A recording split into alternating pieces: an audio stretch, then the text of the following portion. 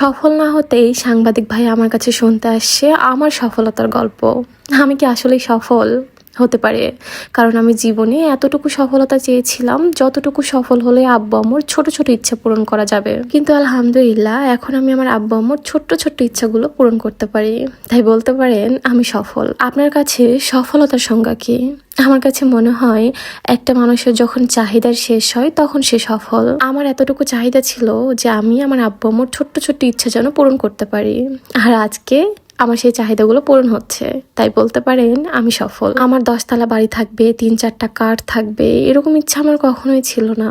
আমার একটা ইচ্ছা ছিল যে আমার ছোট্ট একটা বাড়ি থাকবে, মাথা গোজার মতো একটা আশ্রয় থাকবে, সেটা হবে একান্তই আমার বাড়ি। আমি খুব সাধারণ একজন মানুষ, খুব সাধারণভাবেই নিজের জীবনটা পার করতে চাই। অতিরিক্ত চাহিদা সুখ শান্তি দুইটাই নষ্ট করে। সাংবাদিক ভাইয়া আমার সফলতার গল্প শুনতে এসে আমাকে দিয়ে আমার বাড়ির কাজ করাচ্ছে। বিষয়টা কেমন লাগে বলতো? কেন বাড়ির কাজ করাচ্ছে সেটা না হয় একটু পরেই বলি, তার আগে চলো তোমাদের মাঝে একটা বিষয় শেয়ার করি। বলতে পারো এটা আমার ডেইলি রুটিন।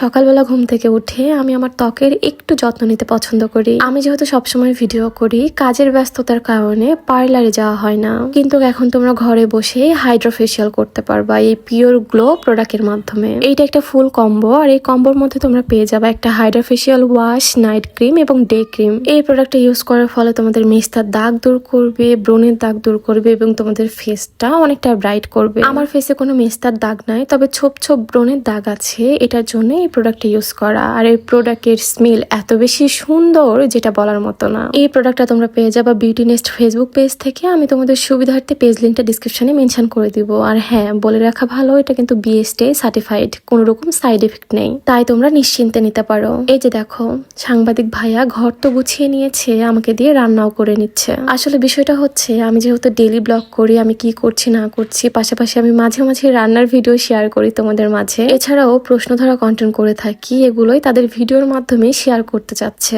আর এখানে আমার ইন্টারভিউ নিচ্ছিল, আমি ফ্যামিলি থেকে কোনো সাপোর্ট পেয়েছি নাকি প্রথম অবস্থায়, আমি কেমন টাইপের ভিডিও করি, আমার আর্নিং কেমন আসে, আর অনেক কিছু। বিশ্বাস করো, ভিতরে যেমন শান্তি কাজ করছিল তেমনই নার্ভাস ছিলাম। আমি জানি না আমি কি বলেছি এখানে, কারণ এত পরিমাণ নার্ভাস ছিলাম আমি, যেটা বলার মতো না। তবে এটা আমার কাছে প্রাউড একটা মোমেন্ট বলতে পারেন, কারণ এরকম একটা সুযোগ আমার কখনো আসবে এটা আসলে আমি কখনোই কল্পনা করি নাই। শুধু আমি বলে না, প্রত্যেকটা কন্টেন্ট ক্রিয়েটারই, সেটা ছেলে হোক অথবা মেয়ে, প্রথম অবস্থায় সবার কিন্তু অনেক কথা শুনতে হয়। সেটা ফ্যামিলি বলেন আর আশেপাশের মানুষ বলেন, প্রথম অবস্থায় না তারা নিতে পারে না বিষয়টা। ছেলে মেয়ে ভিডিও বানাবে, আশেপাশের মানুষ কি বলবে, কি চোখে দেখবে, এগুলো চিন্তা ভাবনা করতে করতে প্রথম অবস্থায় ফ্যামিলি একদমই সাপোর্ট করতে চায় না। পরবর্তীতে তারা আসলে বোঝে না এই লাইন থেকে আসলেও কিছু করা সম্ভব। আজকে আমার বাসায় ভাইয়ার ভাবি এসেছে, আমি প্রচন্ড নার্ভাস ছিলাম, এই জন্য ভাইয়ার ভাবিকে বলেছিলাম আপনারা প্লিজ একটু আইসেন। আর এখানে এসে আমি তাদের জন্য নাস্তা রেডি করতেছিলাম, খুব বেশি একটা কিছু করতে পারি নাই। আর এই যে দেখো,